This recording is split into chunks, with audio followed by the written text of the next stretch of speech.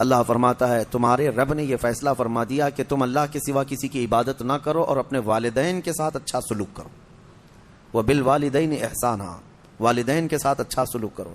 اچھا سلوک کا مطلب کس طرح سے بتایا گیا؟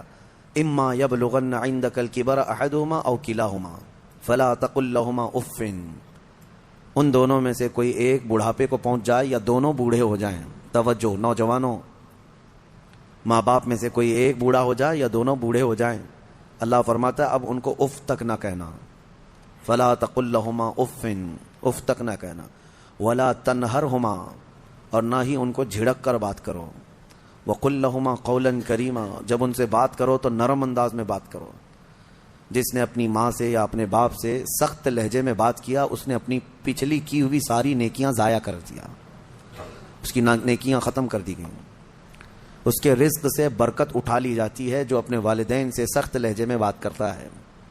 نافرمان جس نے اپنے والدین کا دل دکھایا، حدیث پاک میں میرے آقا صلی اللہ علیہ وسلم فرماتے ہیں، حضور فرماتے ہیں میں اگر چاہوں تو اس کے گھر کو آگ لگا دوں دنیا میں ہی، اس کو جینے کا کیا حق ہے؟ یہ سخت ترین چیز ہے.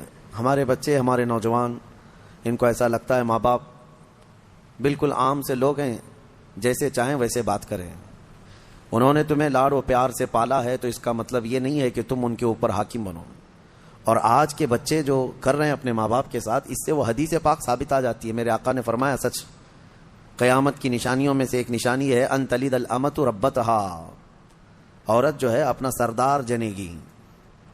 یعنی عورت سے جو بیٹا پیدا ہوگا وہ سردار بنے گا، یعنی خود ماں کے اوپر ہی حکومت کر رہا ہے. باندی اپنا سردار جنے گی، مطلب یہ ہے ماں باندی بن کر کے رہے گی، کنیز بن کر کے رہے گی، اور بیٹا حاکم بن کر رہے گا. یہ اکثر گھروں کا رواج ہے. ماں تو کام کی مشین ہے، ماں تو باندی ہے، گھر کی کنیز ہے. وہ تمہیں جو چاہیے وہ سب اس ماں سے ہی کرواؤ. ماں تمہارے کپڑے بھی دھوئے، ماں تمہارا کچرا بھی صاف کرے، ماں تمہارے برتن بھی دھوئے، تم جہاں بیٹھے ہو وہاں تمہارے لیے کھانا بھی لا کر پروسے. کنیز ہی تو ہے تمہاری، تم نے اس کو باندی بنا رکھا ہے، پلس اس کے اوپر حکم الگ جماتے ہو. اتنا سخت ترین گناہ ہے یہ. اللہ نظر رحمت نہیں فرماتا اس بندے پر، اللہ نظر رحمت نہیں فرماتا. نبی پاک صلی اللہ تعالی علیہ وسلم کے فرامین اگر دیکھیں، ان لوگوں کی فضیلت آئی ہے قرآن میں بھی اور حدیث میں بھی. آپ کو میں بتاؤں، سیدنا موسیٰ علیہ الصلوۃ والتسلیم نے ایک بار اللہ کریم کی بارگاہ میں یوں عرض کی کہ مولا میرا جنت میں رفیق کون ہے؟ دنیا میں بہت سارے قریبی ہیں، جنت میں میرا رفیق، میرے ساتھ رہنے والا کون ہے؟ اللہ تبارک و تعالیٰ نے فرمایا کہ فلاں ایک گوشت کا کاروباری قصاب ہے، اس کا نام بتایا کہ یہ آپ کا جنت میں رفیق ہوگا. سیدنا موسیٰ علیہ السلام ڈھونڈتے ہوئے اس کو گئے کہ یہ قصاب کہاں رہتا ہے. جا کر دیکھا تو وہ دن بھر گوشت بیچ رہا تھا. اس کے ساتھ رہ کہ اس کی ایسی کون سی نیکی اللہ کے اس کو نبی کے ساتھ رکھا ہے جنت میں.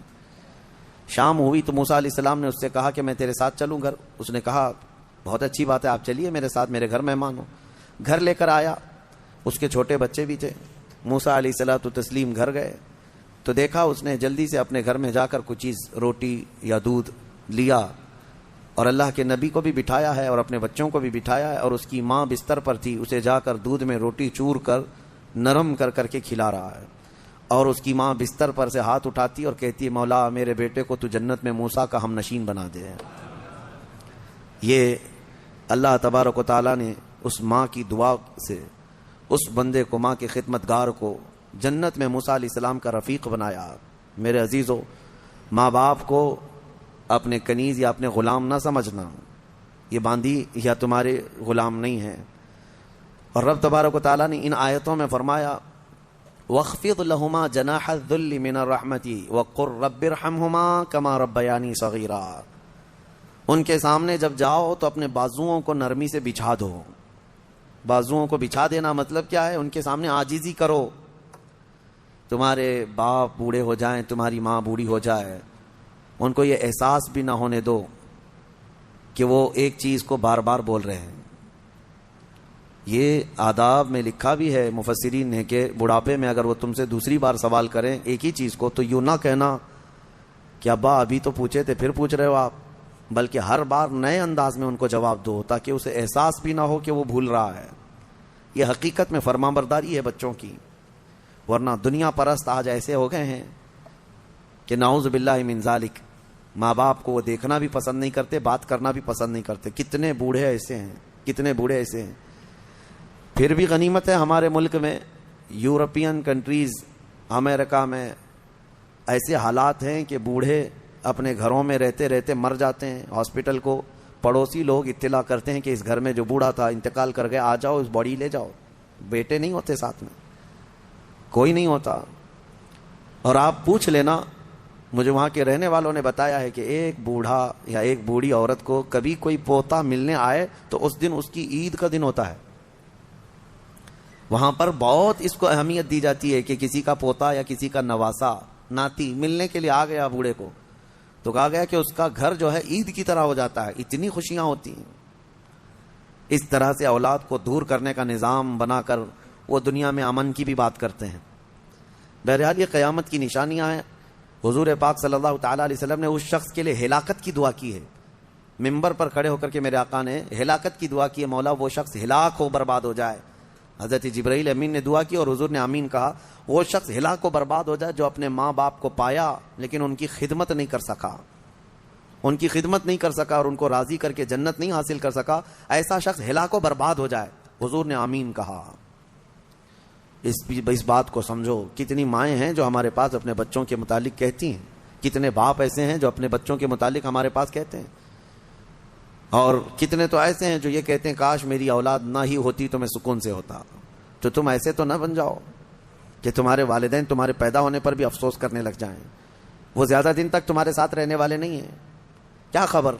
اس لیے کوشش یہ کرو کہ ان کا احترام کریں، جتنے دن ہیں ان کو سکون کی سانس لینے دو، اور ہو سکے تو اپنے ہاتھ سے ان کی خدمت کرو، اپنے ہاتھوں سے ان کی خدمت کرو، کیونکہ ان کی خدمت کا بدلہ تم دے ہی نہیں سکتے. جب تم ماں کے پیٹ میں 9 مہینے تھے، ایک جھٹکا جو تم نے لگایا، تم 7 بار اپنی ماں کو حج کرا کر کے بھی اس جھٹکے کا اجر نہیں دے سکتے، اس کا بدلہ نہیں چکا سکتے.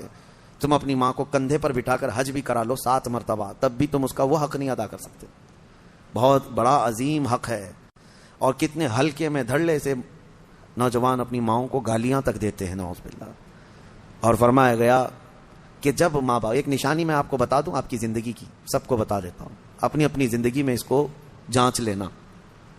ابھی کل ہی کی بات ہے، میرے سامنے ایک بات آئی تھی، تجربے کی ہے اس لیے میں آپ کے سامنے کہہ رہا ہوں.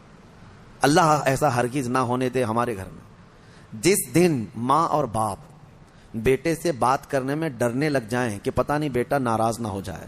فرمایا گیا اس دن اس کے رزق کے دروازے بند ہو چکے ہوں گے، اس کی برکت کے دروازے ختم ہو چکے ہیں. ماں باپ جب بچے سے ڈرنے لگ جائیں کہ کچھ کہوں گا تو بیٹا روٹھ نہ جائے، الٹا جواب دے دے گا، رس کر کے روٹ کر کے گھر چھوڑ کر بھاگ جائے گا. یہ سب حالات سے جب ماں باپ تم سے بات کرنے میں ڈرنے لگ جائیں، ڈانٹنا تو وہ بہت پہلے ہی چھوڑ چکے ہیں، اب بات کرنے میں بھی ڈرنے لگ جاتے ہیں جب بچہ جوان ہوتا ہے. اصل خدمت اور اصل فرمانبرداری یہی ہے کہ تم جوان اور طاقتور ہو اور وہ بوڑھے ہو چکے ہیں. اور جب ماں باپ جوان رہتے ہیں اور بچہ چھوٹا ہوتا ہے سب ادب کرتے ہیں، کیونکہ اس وقت ماں باپ طاقتور ہیں، کما بھی رہے ہیں، اور بچے کے اندر طاقت نہیں، وہ عزت ہی کرتا ہے، احترام کرتا ہے. اصل عزت اور احترام اس وقت ہے جب تم کما رہے ہو، طاقتور ہو گئے ہو اور ماں باپ بوڑھے ہو چکے ہیں. اب دیکھا جائے گا تمہارا امتحان کہ تم اپنے ماں باپ کے ساتھ اب کس طرح سلوک کرتے ہو. اللہ کریم ہم سب کو والدین کی فرما برداری عطا فرمائے، اور جن کے والدین موجود ہیں وہ خدمت کر کے وہ جنت حاصل کریں. قرآن پاک کی ایک آیت اللہ تعالیٰ نے یہ بھی فرمایا، وَلَا تَمْشِ فِي الْأَرْضِ مَرْحًا، زمین میں اکڑ کر مت چلو، إِنَّكَ لَن تَخْرِقَ الْأَرْضَ وَلَن تَبْلُغَ الْجِبَالَ طُولًا، تمہارے اکڑ کر کے چلنے سے نہ زمین پھٹے گی نہ تم یعنی پہاڑوں کے برابر بلند ہو سکو گے. تم ذرا دیکھو تمہاری حیثیت کتنی ہے. جو لوگ اکڑ کر کے گردن اونچی کر کے چلتے ہیں ان کے لیے کہا گیا ہے کہ غرور اور گھمنڈ آدمی کو ڈبو دیتا ہے، اور یہی غرور دنیا کا سب سے پہلا گناہ ہے جو شیطان کے اندر آیا. اس نے آدم علیہ السلام کو سجدہ جو نہ کیا وہ اکڑ ہی تو تھی، میں کیوں جھکوں اس کے سامنے. اور یہ اکڑ اللہ کو بالکل پسند نہیں. حدیث پاک میں ہے قیامت کے دن جو غرور اور تکبر کرتے تھے ان کو چونٹیوں کی طرح بنایا جائے گا، اور پورے اہل محشر سے کہا جائے گا ان کو اپنے پیروں سے روندو. غرور اور تکبر نہ آنے کے لیے جو علاج ہے اس میں کوشش یہ کرو کہ سلام میں تم پہل کرو. مسلمان کو دیکھو تو پہلے سلام کرو. عاجزی آنے کا ایک راستہ ہے، غرور اور تکبر کو ختم کرنے کا ایک ذریعہ ہے. میرے آقا صلی اللہ علیہ وسلم نے فرمایا سلام کرو ہر ایک کو. اور دوسری بات یہ ہے کہ نبی پاک صلی اللہ تعالیٰ علیہ وسلم نے یہ فرمایا کہ جو شخص یہ خواہش کرتا ہے کہ لوگ اس کے لیے کھڑے رہیں، جو خواہش کرتا ہے تو اس کے اندر یہ تکبر ہے. جو شخص یہ خواہش کرتا ہے کہ لوگ اس کے عزت کے لیے کھڑے رہیں، وہ اس کے اندر غرور ہے، تکبر ہے. ہاں بغیر اس کی خواہش کے کوئی تعظیم کرتا ہے تو یہ اس پر قصور نہیں ہے. علماء کرام کا، اساتذہ کا، مشائخ کا ہم ادب کرتے ہیں، کھڑے ہوتے ہیں، لیکن ان کے حکم سے نہیں ہے، یہ ہم اپنی عاجزی کے ساتھ کھڑے ہوتے ہیں. یہ ادب ہر ایک کے دل میں ہے. ماں باپ آئے ہیں تو ہم کھڑے ہو جاتے ہیں. ماں باپ کے لیے کھڑا ہونا، مشائخ کے لیے کھڑا ہونا، یہ ایک مستحسن کام ہے. لیکن ہر آدمی اگر کوئی یہ سوچے کہ سارے دنیا میرے لیے کھڑی ہوتی رہے تو اس کے اندر یہ تکبر ہے، اس کے اندر غرور ہے، یہ گھمنڈ ہے. اللہ تعالیٰ ایسی چیزوں سے محفوظ فرمائے. میں سورہ کہف کو عرض کرتا ہوں کیونکہ بہت فضیلت والی سورہ آج ہم نے تلاوت کی ہے. بالکل بیچوں بیچ میں یہ سورہ آئی ہے قرآن پاک کے، سورۃ الکہف. اس کی فضیلت یہ ہے کہ نبی پاک صلی اللہ علیہ وسلم نے فرمایا جو اس کو شب جمعہ پڑھے گا، یعنی جمعہ کے دن یا مغرب سے لے کر کے جمعرات کا دن جب ختم ہو جاتا ہے، مغرب سے جمعہ کا دن شروع ہوتا ہے، دوسری مغرب آنے تک جو سورہ کہف کی تلاوت کرے گا، اس کے جہاں تلاوت کر رہا ہے وہاں سے لے کر خانہ کعبہ تک اللہ ایک نور پیدا فرمائے گا. اور بھی بہت ساری فضیلتیں کنز العمال میں آئی ہیں. فرمایا کہ جو سورہ کہف پڑھے گا اللہ اسے 3 دن تک ہر طرح کے گناہوں سے بچا لے گا اور پھر کنٹینیو کرتا رہے. اور میرے آقا صلی اللہ علیہ وسلم کی ایک حدیث یہ بھی ہے کہ جو سورہ کہف کی شروع کی 10 آیتیں ہیں، ایک پیج میں پوری 10 آیتیں ہیں، جو یاد کر لے گا دنیا کا سب سے بڑا فتنہ دجال جب آئے گا اللہ اس کو اس فتنے سے محفوظ فرمائے گا. وہ دجال کے فتنے سے محفوظ رہے گا، ورنہ دجال کا فتنہ بہت سخت ترین ہوگا. یہاں باباؤں کے فتنے سے لوگ نہیں بچ رہے ہیں. کوئی چمتکاری بابا آ جائے تو سب اس کے سامنے بھیڑ لگا دیتے ہیں. دجال تو مردے کو زندہ کر کے دکھائے گا، بارش بھی برسا کے دکھائے گا. ہاں دجال خالی چٹی نکال کے نہیں دکھائے گا، ہاں وہ گھاس بھی اگا کر دکھائے گا، سبزے بھی نکالے گا، بہت ساری چیزیں ایسے عجوبے کر کے دکھائے گا. لیکن بہت لوگ اس کے پیچھے اندھا دھند بھاگنے لگ جائیں گے کہ ہمارا خدا اتر پڑا. صرف ایمان والے جن کو اللہ بچانا چاہے وہ اس کے فتنے سے محفوظ رہیں گے. ایک تو بچ جانا الگ ہے، لیکن جو اس پر ایمان نہیں لاتا ان کو وہ سزا بھی دیتا ہے. دجال جو ہے دونوں ٹانگیں پکڑ کر چیر دے گا، کچھ لوگوں کو کھولتے ہوئے تیل میں بھی ڈال دے گا. اس کا روب و دبدبا ہوگا، اس کا غلبہ ہوگا. اس کے لیے مومنین کو اذیتیں بھی دے گا، تکلیفیں بھی دے گا. لیکن جو جمع رہا اس کے لیے بہت بڑی جنت ہے، بہت بڑی جنت کا اللہ نے وعدہ فرمایا. لہٰذا اس فتنے سے حفاظت کے لیے حدیث میں ملتا ہے کہ جو سورہ کہف کی 10 آیتیں روزانہ رات کو پڑھ لیا کرے اللہ تعالیٰ اس کو دجال کے فتنے سے محفوظ فرماتا ہے. اللہ کریم ہم سب کو دجال کے آنے تک دنیا میں نہ رکھے. اگر فتنہ اللہ تبارک و تعالیٰ کوئی آزمائش کا ارادہ فرمائے تو ہمیں بغیر آزمائے، بغیر فتنے میں مبتلا کیے دنیا سے اٹھا لے، ہمیں صحیح و سلامت اللہ موت عطا فرمائے. اس پورے پارے میں 3 سوالات کرنے کے لیے یہودی آئے تھے حضور صلی اللہ علیہ وسلم کے پاس. اب ایک بات میں بتاتا ہوں، یہ سورہ جو اتری ہے نا پوری، یہودی جو ہے ٹیسٹ لینے کے لیے آئے تھے کہ اللہ کے آخری نبی ہیں تو ہم کچھ ایسے سوالات کریں گے جن کے جواب عربوں کو تو نہیں معلوم تھے، عربوں کو نہیں معلوم، وہ صرف اہل کتاب جانتے تھے. وہ 3 سوالات کیا لے کر کے آئے تھے حضور صلی اللہ علیہ وسلم سے؟ انہوں نے کہا روح کس کو کہتے ہیں؟ روح جہاں معلوم ہے سب کے پاس ابھی، روح کس کو کہتے ہیں؟ دوسرا ان کا یہودیوں کا سوال تھا اصحاب کہف کون تھے اور کتنے تھے؟ یہ غار والے لوگ کون تھے اور کتنے تھے؟ یہ سوال انہوں نے لا کر کے پیش کیا. تیسرا سوال تھا ذوالقرنین کون ہیں؟ حضور پاک صلی اللہ علیہ وسلم نے فرمایا جاؤ میں کل اس کا جواب دوں گا. اب سنو، یہ کس کے لیے؟ نبی رحمت سید الانبیاء کے لیے. سنو توجہ سے، جو بڑے ڈھیٹ سے کہتے ہیں نا، عام لوگوں کی بات کر رہا ہوں. رسول رحمت صلی اللہ علیہ وسلم نے یہودیوں سے کہا کہ کل آ جانا میں بتا دوں گا. تو حضور کا یہ ارادہ تھا کہ آیتیں اتریں گی، وہی آئے گی تو میں اس سے جواب دوں گا. کوئی آیت نہیں آئی، کوئی وہی نہیں آئی. دوسرے دن یہودی آئے، حضور پاک صلی اللہ علیہ وسلم نے ان سے فرمایا کہ جاؤ میں اور کل بتاؤں گا. 2 مرتبہ 3 مرتبہ حضور صلی اللہ علیہ وسلم نے ٹال دیا. اور یہودیوں کو یہی چاہیے تھا، بہانہ بدنام کرنے کے لیے، پروپیگنڈا پھیلانے کی. اب آیتیں نہیں آئیں، کئی دن تک وقفہ ہو گیا. روز آیت آتی تھی، کبھی دن میں کئی مرتبہ آیتیں اترتی تھی، لیکن اتنا لمبا وقفہ ہو گیا. حضور اکرم صلی اللہ علیہ وسلم کے قلب اطہر پر یہ بات بہت گراں گزر رہی تھی کہ کیا ہو گیا. تب پھر اللہ تعالیٰ نے یہ سورہ تو اتاری، سورہ کہف، لیکن اس میں یہ فرمایا وَلَا تَقُولَنَّ لِشَيْءٍ إِنِّي فَاعِلٌ ذَلِكَ غَدًا، اے محبوب ہرگز ہرگز یہ مت کہنا کہ کل میں یہ کر دوں گا. یہ اللہ تعالیٰ کو پسند نہیں ہے. اپنے رسول کو اللہ تعالیٰ فرما رہا ہے ہرگز یہ مت کہنا کہ کل میں یہ کر دوں گا، الا ان یشاء اللہ، جب بھی کہنا تو یوں کہنا اگر اللہ چاہے تو کروں گا. یہی ہے انشاءاللہ. انشاءاللہ جو ہم کہتے ہیں بعض لوگوں کو شک لگنے لگتا ہے، ارے پکا بولو نا. انشاءاللہ ہر پکی بات پہ بھی بولا جائے. ہاں یہاں ہمارے ہاں اس طرح کا رواج ہے. شروع میں ایسا تھا، ہم جو ہے مصر میں بس جا رہی تھی ہمارے جہاں جانا ہے کالج کلیہ پہ، نمبر بھی وہی ہے بس کا، لیکن شک ہو رہا تھا. تو بس کے ڈرائیور سے ہم نے پوچھا کہ یہ کلیہ جائے گی، مدینہ نصر جائے گی؟ اس نے کہا انشاءاللہ. تو منہ دیکھتے کھڑے رہ گئے. پھر سے اس سے پوچھا کہ جائے گی وہاں پہ جائے گی؟ اس نے کہا انشاءاللہ. بیٹھو. یہ انشاءاللہ وہ یقین کے لیے بول رہے ہیں، لیکن جو کھڑے ہیں ان کو ایسا لگ رہا ہے پتہ نہیں یہ پکا ہے بھی کہ نہیں ہے. نعوذ باللہ یہاں لوگوں نے بھی جو ہے اس طرح سے بنا لیا ہے کہ اگر ان کو ایسا لگتا ہے کہ ڈاواں ڈول ہے تو ہم یہ بول کے نکل جائیں. ٹھیک ہے، اگر آپ کو کسی معاملے میں شک ہے تب بھی کہو انشاءاللہ، لیکن جس معاملے میں یقین ہے اس میں بھی کہو انشاءاللہ. یقین ہے اس میں بھی کہو انشاءاللہ. اب آپ کو اس مجلس میں بیٹھے ہیں، آپ گھر جانا ہے نا آپ سب کو، جبکہ پکا معلوم ہے ابھی اٹھیں گے اب جائیں گے آپ سب لوگ، لیکن آپ کو کہنا کیا چاہیے؟ انشاءاللہ. اگر اللہ چاہے تو میں جاؤں گا، ورنہ ہمیں پتہ نہیں دروازے کے باہر نکلنے سے پہلے بھی موت آ سکتی. انشاءاللہ کی عادت ہو. اور اللہ نے اپنے رسول کو تنبیہ فرمائی ہے کہ آپ ایسا نہ کہیں کہ کل میں بتا دوں گا، بلکہ یوں کہیں کہ اگر اللہ چاہے تو. اگر اللہ چاہے تو. یہاں لوگوں میں یہ رواج قائم ہو، ہر ایک آدمی یقین والے معاملے میں بھی کیا کہے؟ انشاءاللہ. اللہ تعالیٰ چاہے تو میں یہ کروں گا. ہمارے استاد ایک کہتے تھے، ایک آدمی گھوڑا خریدنے کے لیے آیا، پیسے تھے اس کے پاس 50,000 روپے.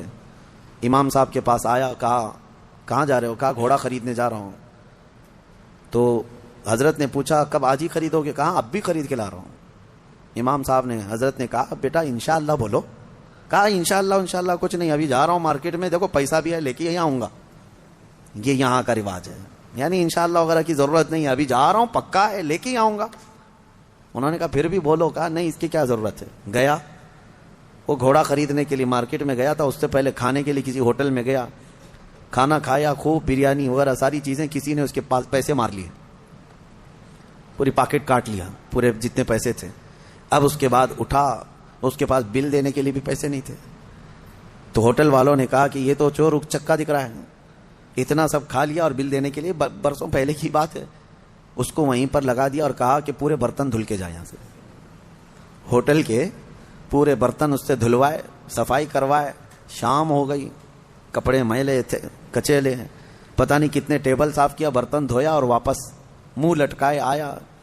حضرت بیچ میں مل گئے امام صاحب. کہا کہاں ہے گھوڑا؟ تو اس نے کہا میں انشاءاللہ گیا تھا گھوڑا لانے، انشاءاللہ کھانا کھا رہا تھا، انشاءاللہ کسی نے پیسے چرا لیا، پھر انشاءاللہ ہوٹل والے نے جو ہے برتن منجوایا، پھر انشاءاللہ میں ٹیبل صاف کیا، پھر انشاءاللہ اب واپس آیا. اب تو ہر بات پہ انشاءاللہ. میرے عزیزو، یہ کوئی انشاءاللہ یہ محاورہ نہیں ہے، تکیہ کلام نہیں ہے، یہ یقین کو جتاتا ہے. اللہ کی ذات سے آپ کا کتنا گہرا تعلق ہے. لٹ جانے کے بعد مت کہو، سب کچھ ہونے کے وقت بھی کہو کہ اگر میرا مولا چاہے. اسی طرح کی ایک روایت حضرت سلیمان علیہ السلام کے متعلق ہے. ان کی 100 بیویاں تھیں.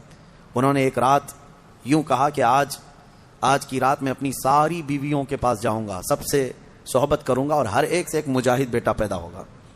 لیکن انہوں نے انشاءاللہ نہیں کہا تھا. وہ گئے، رات ساری بیویوں سے ملاقات کی. اللہ کے نبی ہیں، نبی کی طاقت کو عام انسانوں سے کمپیئر نہیں کریں بہرحال. لیکن ان کے اس قول کا کچھ بھی نہیں ہوا. بعد میں ایک ہی بیوی سے ایک بیٹا پیدا ہوا کمزور. روایتوں میں یہ فرمایا گیا کہ اللہ نے فرمایا اگر انشاءاللہ وہ کہتے، اللہ اگر چاہے تو رب تعالیٰ ساری چیزیں ویسی فرماتا جیسے انہوں نے کیا. بہرحال یہ تنبیہ کے لیے، درس کے لیے.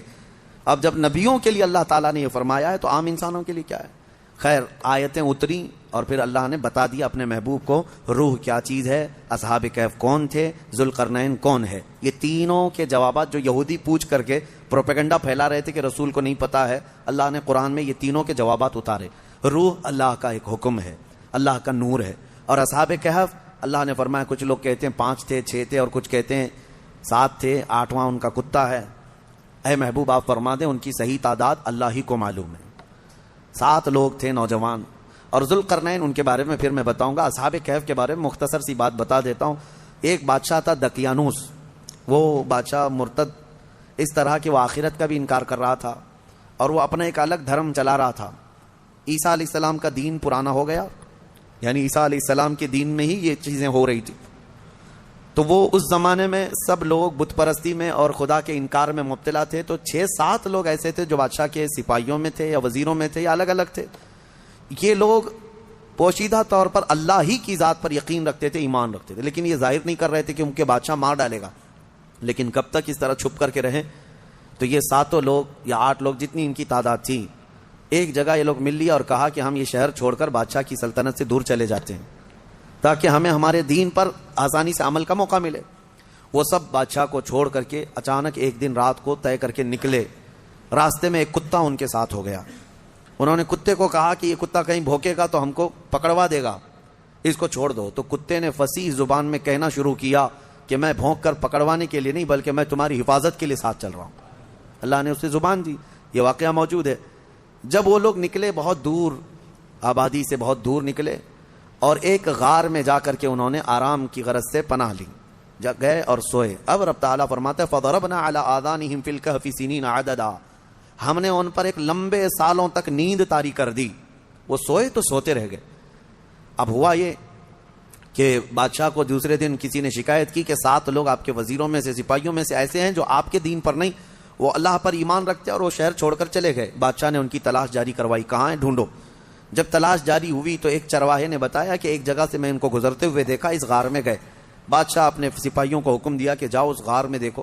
دیکھا تو کچھ لوگ سوئے ہوئے تھے۔ بادشاہ نے کہا ان کی سزا یہ ہے کہ ان کے غار کے منہ پر دیوار بنا دو، ان کی قبر یہی ہو جائے، یہ باہر یہاں سے نہ نکل سکے۔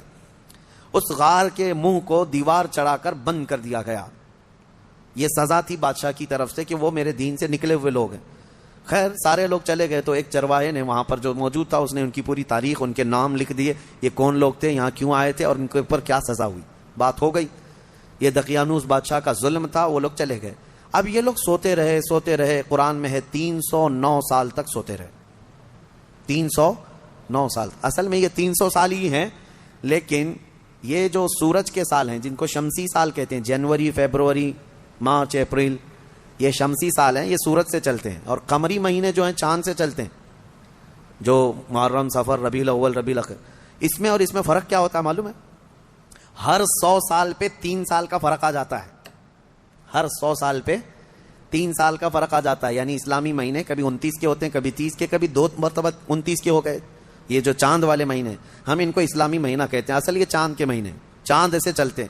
اور باقی جو سورج سے چل رہے ہیں شمسی مہینے، جنوری، فیبروری، یہ فکس ہیں، ان میں کوئی چاند بھی دیکھنے کی ضرورت نہیں، سورج بھی دیکھنے کی ضرورت نہیں، وہ فکس ہیں۔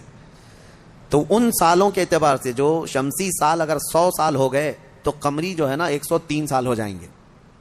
اس طرح 300 سال شمسی وہ اصحاب کہف سوتے رہے، لیکن قمری مہینوں کے اعتبار سے 309 سال ہو گئے، 9 سال ایکسٹرا۔ تو 309 سال کے بعد اللہ تعالیٰ نے دوبارہ کیسے ان کو اٹھایا؟ اب روایت میں یہ ہے کہ ایک بادشاہ آیا بیدروس، وہ اچھا بادشاہ تھا، منصف تھا، عادل تھا، ایمان والا تھا۔ اس نے اپنی قوم کو ہدایت دینے کی بہت کوشش کی، سمجھا رہا تھا کہ آخرت پر ایمان لاؤ، اللہ دوبارہ موت کے بعد اٹھانے والا ہے۔ لوگ انکار کرتے تھے کہ کچھ نہیں ہوتا، مرنے کے بعد جو ہے نا جیسے جلا کر کے راکھ کر دیے، استھیاں بہا دیا گنگا میں، اب کوئی آنے والا نہیں ہے۔ یہی عقیدہ تھا اس وقت بھی تھا کہ کوئی دوبارہ اٹھایا نہیں جائے۔ عجیب بات ہے، جلا کر راکھ کر کے دریا میں بہاتے ہیں اور کہتے ہیں کہ حساب کتاب کچھ نہیں ہوگا، لیکن پورن جنم کا عقیدہ رکھتے ہیں، نہیں دوسرے جنم میں چوہا بلی ہو کے پیدا ہو سکتا ہے، کتا بھی بن کے پیدا ہو سکتا ہے۔ اچھے گن کیا تھا تو کچھ اچھا بن کے پیدا ہوگا، اب برے گن کیا تھا تو دوسرے جنم میں پتہ نہیں کیا بن کے پیدا ہوگا۔ اب یہ جتنے حکومت میں بیٹھے ہم دیکھتے ہیں کیا بن کے پیدا ہوں گے ان کے حساب سے۔ ہمارا عقیدہ تو نہیں ہے، ہمارے ہاں ایک بار موت کے بعد دوبارہ قیامت کے دن ہی اٹھایا جائے گا۔ قیامت کے دن ہی دوبارہ اٹھایا جائے. اس کا انکار کر رہے تھے لوگ کہ دوبارہ اٹھایا نہیں جائے گا. تو بیدروس بادشاہ اللہ کی بارگاہ میں دعا کر رہا تھا, مولا کوئی ایسی نشانی بتا دے کہ جس نشانی کو دیکھ کر کے یہ قوم ایمان لے آئے. تو اس بادشاہ کی دعا پر اصحاب کہف جو 300 سال سے سو رہے تھے, اللہ نے ان کو دوبارہ اٹھایا. وہ اٹھے, انہوں نے آپس میں ایک دوسرے کو سوال کیا کہ ہم کتنے دن کب سے یہاں سو رہے ہیں. کسی ساتھی نے کہا صبح آئے تھے, دوپہر ہو گئی ہے. کسی نے کہا نہیں تھوڑا زیادہ سو لیے. بعد میں پھر انہوں نے اپنی نشانیاں دیکھی, ناخن بہت بڑے, بال الگ سے دکھ رہے ہیں. انہوں نے کہا کچھ تو معاملہ ہے, اللہ بہتر جانتا ہے ہم کتنے دن یہاں ٹھہرے رہے. ایمان والے تھے. ان ساتھیوں نے ایک اپنے ساتھی کو پیسے دے کر کے بازار بھیجا کہ بھوک بہت لگی ہے, کھانا لے آؤ. دیکھیں اللہ دوبارہ زندہ کر رہا ہے تو کھانے کی بھوک بھی ہے. انہیں بھیجا اور اس کو یہ کہہ کر کے بھیجا کہ خبردار کوئی بھی تمہارے اوپر نظر نہ ڈالے بادشاہ کی پولیس, کہ اگر وہ بادشاہ کو پتا چل گیا تو ہم سب کو گرفتار کر لے گا. وہ 300 سال پہلے کی بات بول رہے ہیں. اس اپنے ساتھی کو بھیجا اور وہ چھپتے چھپتے شہر میں آیا اور کھانا لیا. کھانا لے کر کے اس نے پیسے دیا تو دکان والے نے دیکھا پیسے یہ کون سے 300 سال پہلے کے پیسے. ظاہر سی بات ہے حکومتیں بدلتی ہیں, سکے بدل جاتے ہیں. اس کی تو سب سے بہترین مثال ہمارے زمانے میں دیکھ لیا. آپ لوگوں کو تو یہ سب سمجھانے کی ضرورت نہیں, پرانی 500 کی نوٹ کہاں ہیں, 1000 کی نوٹ کہاں ہیں. حکومتیں جب چاہیں ڈی مونیٹائزیشن کرتی رہتی ہیں. بہرحال تو وہ سکے جو ہے دیکھ کر کے دکان والے نے پوچھا تھا اچھا وہ چاندی اور سونے کے ہوا کرتے تھے. پوچھا کہ یہ تمہارے ہاتھ کہاں سے آئے. کہا یہ میرے اپنے پیسے ہیں. دکان والا امانت دار تھا, اس نے دکان میں کھڑا کیا اور جا کے پولیس کو خبر کر دیا. پولیس کو خبر کر دیا اور کہا کہ میرے پاس ایک ایسا آدمی آیا ہے, لگتا ہے اس کے ہاتھ میں کوئی پرانا خزانہ ہاتھ میں آیا ہے, لہذا اسی لیے میں آ کر کے تم کو خبر دے رہا ہوں. اس زمانے کا کوئی بہترین ٹپر ہوگا وہ. جا کر کے پولیس کو پہلے سے ٹپ دے دیا. ہیں بہت سارے لوگ, اور مجھے تو افسوس اس بات کا ہوتا ہے کہ ہم پر یہ بلیم بھی کرتے ہیں کچھ بڑے لوگ کہ آپ کے محلے ٹپروں سے بھرے ہوئے ہیں. یعنی پولیس کو کہ مخبر جاسوس مسلمان محلوں میں بہت بھرے ہوئے ہیں. یہ سب دوسرے لوگ ہم سے کہتے بھی ہیں, خاص کئی لوگ اسی کام میں صبح و شام کر رہے ہیں. اب تو لوگوں کو شرم بھی نہیں آتی, فخر سے کالر چوڑا کر کے بولتے ہیں ہاں ٹپ دیتے ہیں, جاسوسی کرتے ہیں. کس کی؟ مسلمانوں کی. اللہ انہیں ہدایت عطا فرمائے. تو وہ بیچارہ دکان والا پولیس کو جو جا کر کے خبر کر دیا, پولیس پوری آ گئی بادشاہ کی, لیکن کون سے؟ اب کے بادشاہ کی, بیدروس کی. یہ اصحاب کہف میں سے جو لے کے کھانا لینے آئے تھے ان کو پکڑ لیا. کہا کہ تمہارے پاس یہ پیسے کہاں سے آئے؟ کہا یہ میرے اپنے پیسے ہیں, میرے اور بھی ساتھی وہاں انتظار کر رہے ہیں. بادشاہ کے سامنے لے کر کے حاضری پیشی کر دی پولیس نے. بادشاہ نے پوچھا یہ کیا ہے, کہاں سے آئے ہو؟ انہوں نے اپنا واقعہ بتایا. اس کرسی پر آپ تو نہیں, کوئی اور تھا. یہاں ہم جب گئے تھے کوئی اور تھا, اب آپ آئے ہمیں معلوم نہیں ہے. ہم یہاں سے اپنا ایمان بچا کر گئے تھے, ہم سوئے غار میں اور بھوک لگی تو کھانے کے لیے آئے. بیدروس کو معلوم تھا کہ ایک دقیانوس بادشاہ کے ظلم سے کچھ لوگ شہر چھوڑ کر گئے تھے اور ان کے غار پر دیوار بنا کر ان کی قبر بنا دی گئی تھی. جیسے ہی بیدروس کو یہ پتا چلا کہ ان میں سے کوئی آیا ہے, کرسی چھوڑ کر اٹھا اور کہا لے چلو مجھے تمہارے ساتھیوں کے پاس. بادشاہ اپنی فوج کے ساتھ نکل پڑا اس غار کے پاس جہاں یہ لوگ سوئے تھے. اب غار میں موجود دوسرے ساتھیوں نے دیکھا تو کہنے پکڑا گیا ہمارا ساتھی, دیکھو پوری پولیس کے ساتھ آ رہا ہے. لیکن جب بادشاہ آیا دیکھا ان اصحاب کہف کو, دیوار پر ان کی پوری تاریخ بھی موجود ہے اور یہ زندہ سلامت بیٹھے ہوئے ہیں. سارے بادشاہ کے ساتھ پوری قوم جتنی تھی سب کے سب اللہ کی بارگاہ میں سجدے میں گر گئے کہ ہم ایمان لاتے ہیں مولا تو قادر مطلق ہے. 300 سال کی نیند کے بعد کسی بھی انسان کو جب اٹھا سکتا ہے تو مرے ہوئے راکھ میں گئے ہوئے انسان کو بھی اٹھانے پر اللہ تو قدرت رکھتا ہے. بے شک مولا میرا قادر ہے. اور اسی لیے رب تعالیٰ نے قرآن میں فرمایا منہا خلقناکم وفیہا نعیدکم ومنہا نخرجکم تارۃ اخری. پتہ ہے یہ ہم دعا کہاں پڑھتے ہیں؟ ولیمے میں, کھانا کھانے کے وقت, قبرستان میں مٹی دینے کے وقت. ہاں کیوں پڑھتے ہیں؟ اس کا مطلب یہ ہے اللہ فرماتا ہے ہم نے اسی سے تمہیں پیدا کیا, مٹی سے, اسی سے ہم نے تمہیں پیدا کیا اور اسی میں ہم تم کو لے جائیں گے اور اسی سے ہم تم کو دوبارہ اٹھائیں گے. مٹی دینے کے وقت ہر ایک کو یہ احساس ہونا چاہیے میں اسی سے پیدا ہوا ہوں, اسی میں جاؤں گا اور اسی سے پھر اٹھایا جاؤں گا. تو سارے سجدہ ریز ہوئے, ایمان لائے اور پھر اصحاب کہف واپس اپنے غار میں گئے, پھر سو گئے اور پھر ان کو لمبی نیند آئی اور ایسی نیند آئی کہ آج تک سو رہے ہیں. حدیث پاک میں وہ ابھی بھی سو رہے ہیں. قیامت کے قریب اللہ ان پر صرف موت طاری کرے گا، ورنہ ابھی تک وہ سو رہے ہیں، اور ہر عاشورہ محرم کی 10ویں تاریخ کو وہ کروٹ بھی بدلتے ہیں۔ اصحاب کہف آج بھی سو رہے ہیں اپنے غار پہ، اور قرآن میں اللہ نے فرمایا ان کے غار کو اللہ نے ایسا رکھا ہے کہ سورج بھی ان کے غار کے اوپر سے نہیں جاتا، سورج کی تیز روشنیاں ان کے اوپر نہیں آتی، وہ غار اوپر سے چھپا ہوا نہیں ہے، وہ کھلے میدان میں سوئے ہیں۔ سورج جب ان کے غار کے اوپر سے جاتا ہے تو دائیں ہو جاتا ہے یا بائیں ہو جاتا ہے، موسموں کے حساب سے سیدھے ان کے اوپر سے نہیں جاتا، موسموں کے تھپیڑوں سے اور سختیوں سے بھی اللہ نے ان کو محفوظ رکھا ہے۔ اور قرآن میں اللہ فرماتا ہے کہ تم اگر دیکھو گے وَتَحْسَبُهُمْ أَيْقَاظًا وَهُمْ رُقُودٌ وَنُقَلِّبُهُمْ ذَاتَ الْيَمِينِ وَذَاتَ الشِّمَالِ وَكَلْبُهُمْ بَاسِطٌ ذِرَاعَيْهِ بِالْوَصِيدِ، دیکھنے والا دیکھے گا تو ایسا لگیں گے کہ وہ زندہ بیٹھے ہوئے ہیں جبکہ وہ سو رہے ہیں، اللہ فرماتا ہے، اور وہ کبھی دائیں اور بائیں پلٹتے رہتے ہیں، اور ان کا کتا پالتی مار کر ان کے قدموں میں بیٹھا ہوا ہے۔ لَوِ اطَّلَعْتَ عَلَيْهِمْ لَوَلَّيْتَ مِنْهُمْ فِرَارًا، اللہ فرما رہا ہے اگر تم دیکھنے کی کوشش کرو گے پیٹ پھیر کر کے بھاگ جاؤ گے، تمہارے اوپر اللہ ایسا رعب ڈالے گا، کوئی دیکھ نہیں سکے گا، کوئی دیکھ نہیں۔ اب جارڈن میں ایک جگہ اصحاب کہف کا غار کہہ کر کے بتایا جاتا ہے، اور لوگ اندر گھس کے دیکھ کے بھی آتے ہیں، ویڈیو بھی کر کے آتے ہیں، لیکن قرآن کے اعتبار سے مجھے نہیں لگتا، یہ پتہ نہیں جا کر ہڈیوں کے ویڈیو بنا کر کے لاتے ہیں، اور انٹرنیٹ پہ بھی بہت سارے ویڈیو پڑے ہیں اصحاب کہف کا غار، اصحاب کہف کا غار۔ یہ غار کہاں ہے اور اللہ کیسے محفوظ رکھا ہے، آپ وہاں جا نہ سکیں گے، رعب ایسا اللہ تعالیٰ نے اس غار پر رکھا ہے۔ اب خلاصہ کلام یہ ہے کہ اس میں جو چیزیں عبرت کی ہیں وہ میں کہتا ہوں، وہ کون تھے؟ اللہ کے نبی تھے؟ وہ کون تھے؟ رسول تھے؟ فرشتے تھے؟ نہیں، اللہ فرماتا انہم فتیۃ آمنوا بربہم، بس وہ نوجوان تھے جو اپنے رب پر ایمان لائے تھے۔ اگر نوجوان مضبوط ایمان لائیں، مولا صدیوں تک ان کی حفاظت فرماتا ہے، ان کے ایمان کی برکت دیکھیں۔ اور اتنا ہی نہیں، وہ اچھے لوگ تھے، اچھے لوگ تھے۔ میاں کتا کیا کر رہا ہے؟ کتا کیوں ابھی تک محفوظ ہے؟